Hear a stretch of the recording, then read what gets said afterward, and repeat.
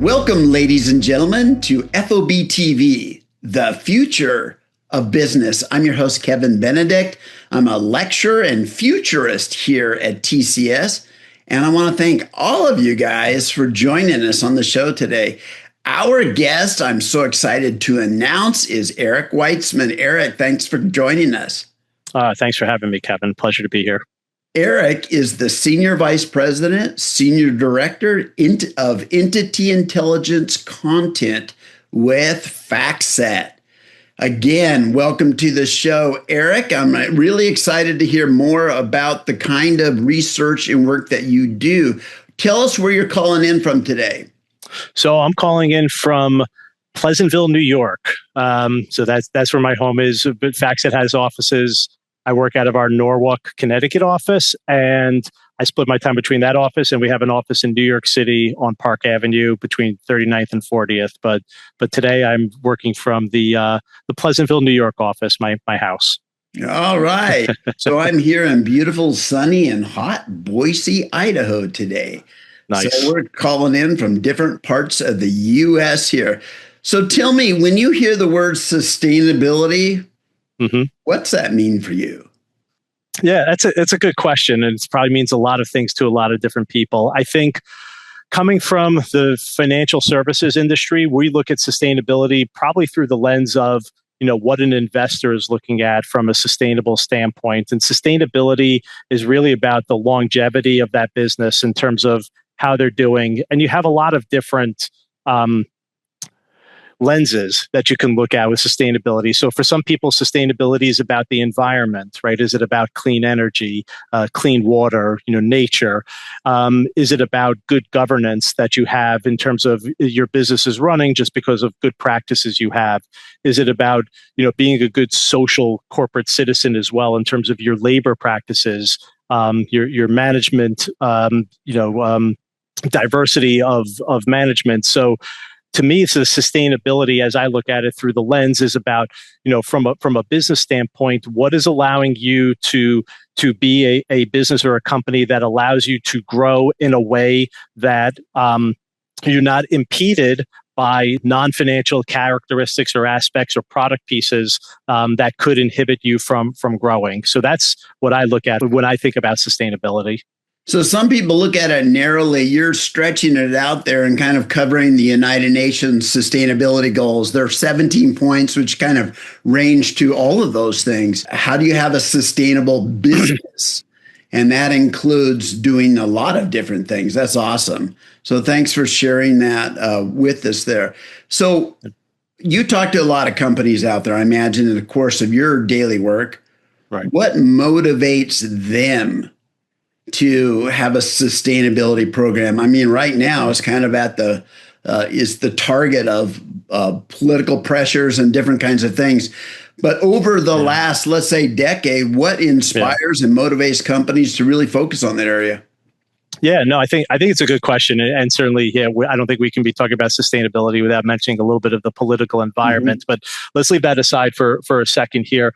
I think when companies are looking at sustainability, I think it's through a number of lenses. One is that they're seeing the demand of their customers wanting to, as we're moving more into these younger generations, they're demanding companies that are, not just making product, but are also thinking about the environment in ways, whether it's making products that have minimal amount of waste to them, so that we're not filling up our landfills, making sure that companies have fair treatment of their staffs, of their labor, that they're hiring from a diversity lens.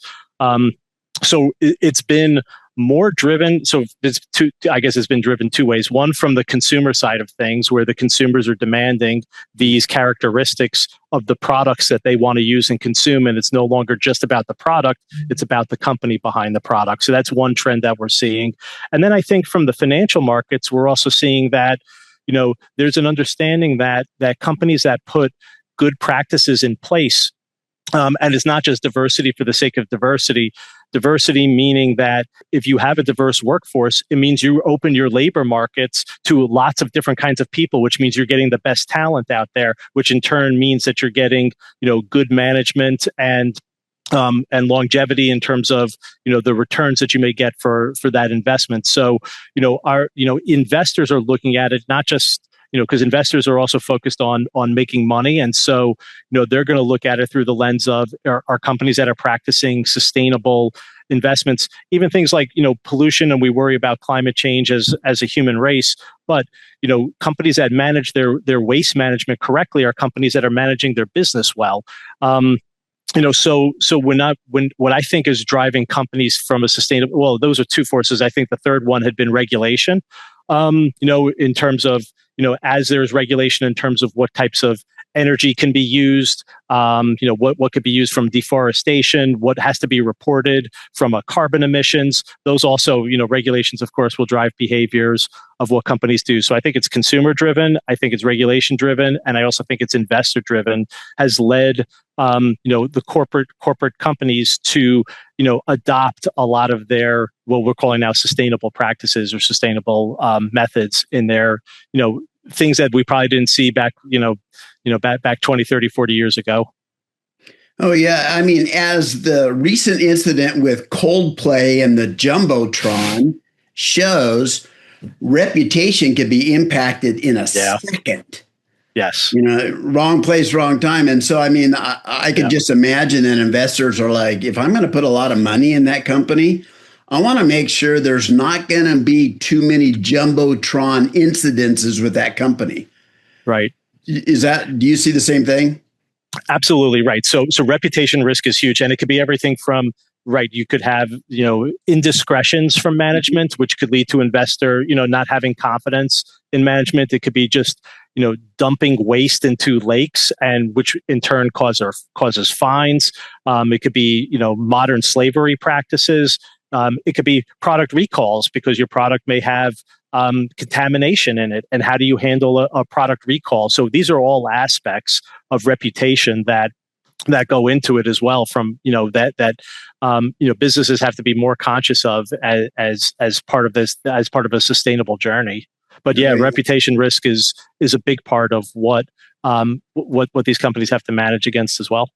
How will technologies like AI and digital twins and sensors and different things like this, how will those actually help the companies out there better support sustacirsustainability? Yeah, that's a great question. I guess we can't have a conversation without mentioning Gen AI too. So that's got to be, that's a standard. It's right there. I got circled in red. That's a standard question there. I clearly, I think Gen AI is going to uncover a lot of the different hidden aspects that might not be ready for what you can see. So there's things that we see in our business where things that would have been difficult to do many years ago without using the technology. So for example, you may be working with a company that's a partner of yours, but you want to see into their supply chain. Is Apple working with companies that are big polluters, or that are practicing, or not practicing good labor relations? And so the technology now makes it easier to take, because Apple doesn't just have one or two suppliers and distributors and partners, they'll have hundreds of these. And so to manually have to go through and look at hundreds of companies to see what their emission stats are, to see what their sustainability disclaimers are, use the use of Gen AI and the use of technology is now making it in ways where you can just gather this data quickly and get a summary of companies and their suppliers and their distributors and their customers, to quickly get a sense of the entire ecosystem of where these dependencies are, or where a company that seems to be clean or sustainable or claims that they're sustainable may have a subcontractor that's not. And so this is where the technology, I think, is starting to help uncover those aspects, at least from a company to worry about their own reputation, to even investors being able to kind of peek under the hood and see these things. So that's probably, there's probably many examples of where the technology comes into play, but that's one where we're seeing is that it's definitely can be used to really kind of unearth a little bit more of those stats that you might have had trouble finding. Yeah. To be able to research instantaneously, be able to grab information, build them into your simulations and your models, run those forward, take a look at how that impacts sustainability, and then make some moves based upon that. Absolutely. Yeah. We also had a client recently that it's a corporate client. They're an energy company, and they were looking to use agenda. They're feeding their large language model of supply chain data and carbon data and concording all of that so that they can use it as a prospecting tool to go and cross-checking it against companies that are in countries with tougher regulations for carbon control to then see, are those the hit list of companies that they can target to go sell, their clean energy solutions for. So not just a risk side of thing, but also we're seeing it being used for opportunities, to uncover sales opportunities of where you could sell your goods to companies that maybe that you didn't realize, but might be in scope of something that they need to improve themselves. Oh, I love it, man. Especially as we get more focus on the agent side of it, the ability to have your own research assistant, out there doing work on your behalf. That's fascinating. If we look at the top 10 priorities of the C-suite in a lot of companies out there, has sustainability over the last year or two moved up that priority list of top 10 or gone down on that list of KPIs? That's a good question, Kevin. And probably this is where maybe we bring the politics back into the conversation a little bit. And I would say it's probably gone down a little bit. I mean, we're seeing with Target and their change of the CEO, that there's that blowback, from folks in terms of, pushing back against what they perceive might be certain values that they just don't want these companies to push against. And so we are seeing more companies go quiet on sustainability. You're seeing a number of companies pull out of making commitments, publicly making commitments on their carbon emissions reductions. You're seeing them kind of quietly back away from their DE&I stances as well. And I think it's been a fear of, maybe losing government contracts or maybe certain aspects of the clientele of their businesses not wanting to, just like we had, the generation pushing for sustainability, we now have people that are not necessarily pushing for, companies that want to push their values, if you will, onto the market. So I think what you will find is that quietly the CEOs and the corporations and the C-suite will say, look, these are all aspects of running a good company and a good business. We have to do, we have to make sure we're controlling our waste management and water management. We have to make sure we have good labor relations. We have to make sure we have our good governance in place. But they're not going to be as vocal, I think, as they were in terms of touting it and promoting it, because I think of now this new political environment we're in where they're actually going to get punished for it. But all those same risks are still in place. All those reputational risks will still come in for companies that aren't managing those things correctly. I think they just don't want to be painting that proverbial bullseye on them, but by coming out and saying they're pro sustainability and have these grandiose targets. I think there's still, at least that's the feedback that I'm seeing, and what I see when we collect our data is you're seeing, even in my own company too, I see it too, where it's a little bit of softening that message, but not for a lack of that you don't believe in it or don't care of it. I think it's a little bit of kind of managing the perception that's out there. Probably, I'd say on the surface, it looks like it's gone down, but I think behind closed doors, I think it's still considerations for, you just give it a different name and don't call it sustainability, and right. And they'll say, oh yeah, no, we're managing these risks, reputation risks and, labor risks and things like that. So it's so incredibly fascinating to me, Eric, that these platforms, the TikToks, the Twitter, the X, all these, whatever is going by, these become that important. The C-suite doesn't want to wake up in the morning with their name on an X or on a tweet. They just don't want that. It ruins the week, or at least reprioritizes the week. That's for sure. So you brought up the notion of governance. in years past, especially in areas that I have had a lot of experience with in supply chain management, one of the biggest challenges companies face is there wasn't standards in place to meet. So when it comes to how do I make a more sustainable supply chain, at that time, there wasn't for individuals, and I'm thinking particularly the chip industry and things at that time, when I was looking at it like 2 years ago, really in depth, it was always a struggle to say, I don't really know what standards to hold my suppliers to. Yeah. And then how do I know if I'm making progress as an organization? And now I'm sure there's different standards in every different industry. Everybody has theirs, and now there's probably different variations of it. But has that been a struggle? Have you seen that as a struggle? Like, how do I know if I'm doing well? Yeah, no, absolutely. And I think there's been some regulations that have tried to help this come along. In Europe, there was something called the Corporate Responsibility Due Diligence Directive, the C, because I think every regulation has to have a lot of letters to it. So it's the CS, the CSDDD, I think it was called, and that was an example of something where the requirement was, as a company, you had to make sure in your supply chain that all of your suppliers, distributors had some sort of a policy in place for labor relations and for what they were doing from a carbon emission standpoint.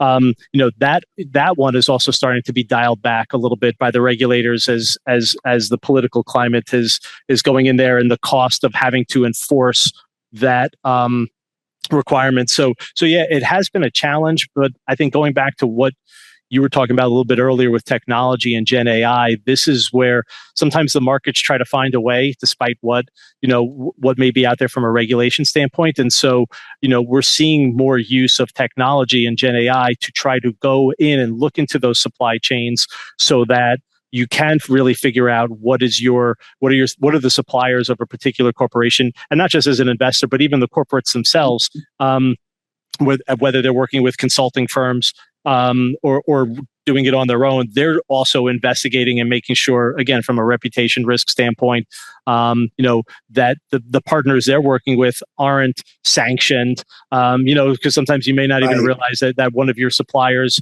you could be on a sanction list of a certain country.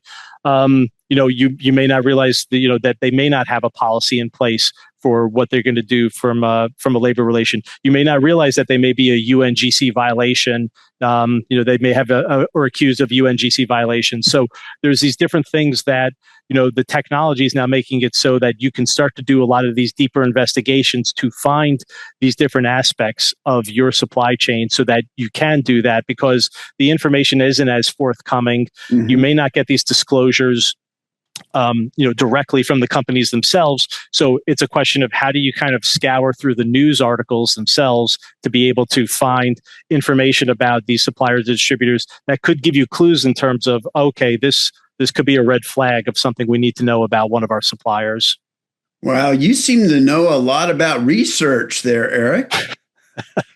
I've been at FactSet for 30 years, so this is what we do. So I've had a little experience in what people do from our business is we work with asset managers, asset owners, but we also work with the corporates themselves. So a lot of I'm a little bit on the front lines here of what our clients need to see and to do this investigation for themselves and for their investors. So tell us that. I kind of jumped into this so fast, we didn't take enough time to really dig into there. Who are your customers and what services are you providing? Yeah, so FactSet is a financial is a fintech company, and so we started the company started in 1978 of all things. So not even on the computers. It was back when we would help research analysts, help them analyze companies, analyze their income statements, balance sheets, cash flows, doing different kinds of margin analysis. And so the business that's kind of the foundation or the DNA of our company is we were helping research analysts help them analyze and assess publicly traded companies. And so the business has kind of grown from there. So we're in, our clients are asset managers, asset owners, we're in investment bankers, wealth, PVC firms, corporates. Those are kind of like the main divisions of it. And it's really, as you think of each of those types of firms, they all need financial data in some way, shape, or form, maybe delivered in a different type of way or format, but they're all looking for basically what makes a good investment or a good company,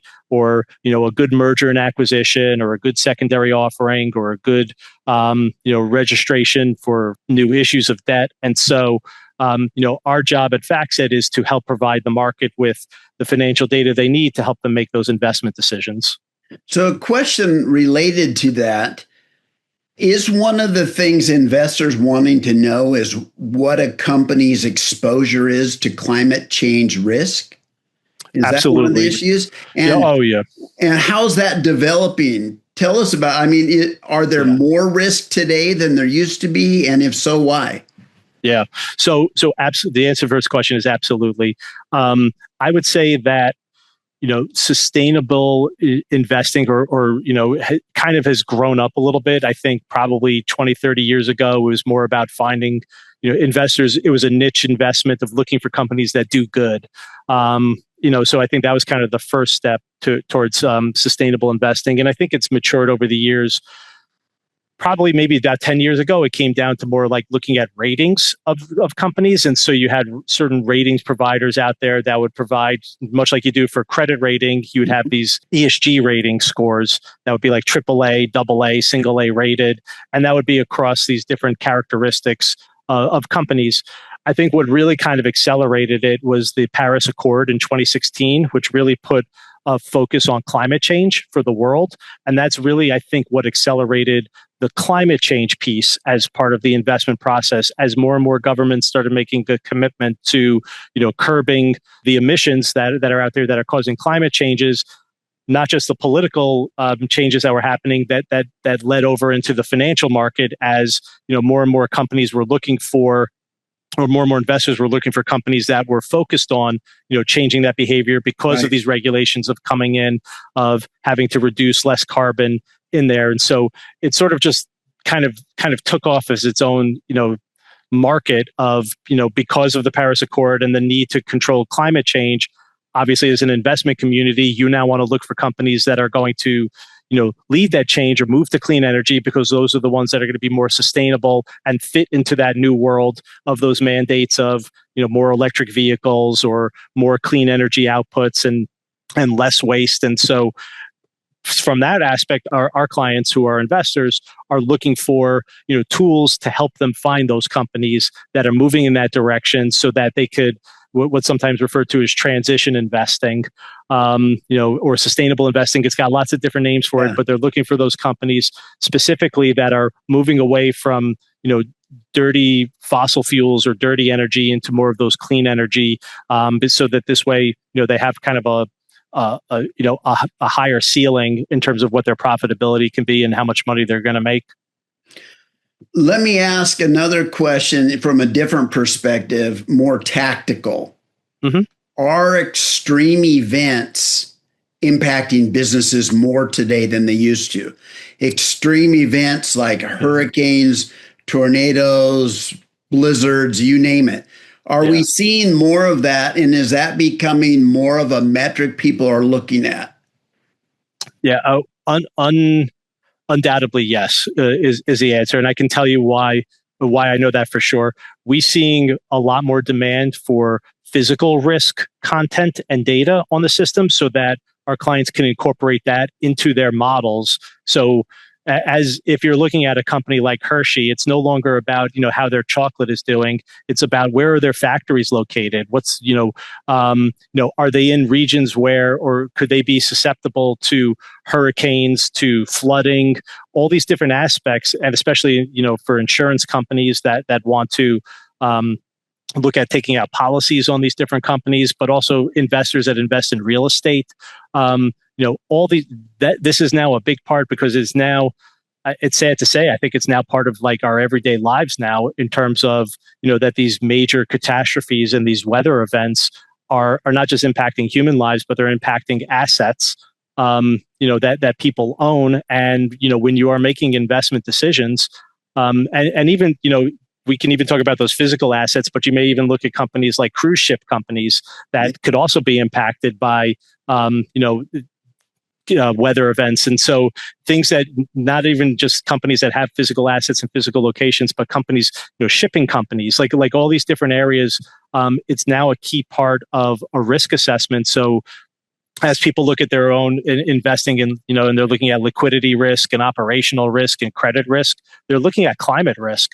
And climate risk either being a physical risk or the transition risk, kind of those two aspects of what they may be looking at. But physical risk is now a big part of what a number of investors have to take a look at in order to make sure that it's just one more thing that they're managing of if something happens, what's the probability that my investment can lose money because of a major weather event. So an individual can believe whatever they want, but the market speaks. It sounds like that. Exactly right. So we can debate the science if we want to. The reality is that this is, it's now almost fact at this point that you have to put physical risk as part of your financial assessment of your investments, because in some way, shape, or form, and it's nothing other than you're now doing your due diligence as an investor that this is a real risk, like other risks that are out there in investing that could potentially, impact your business.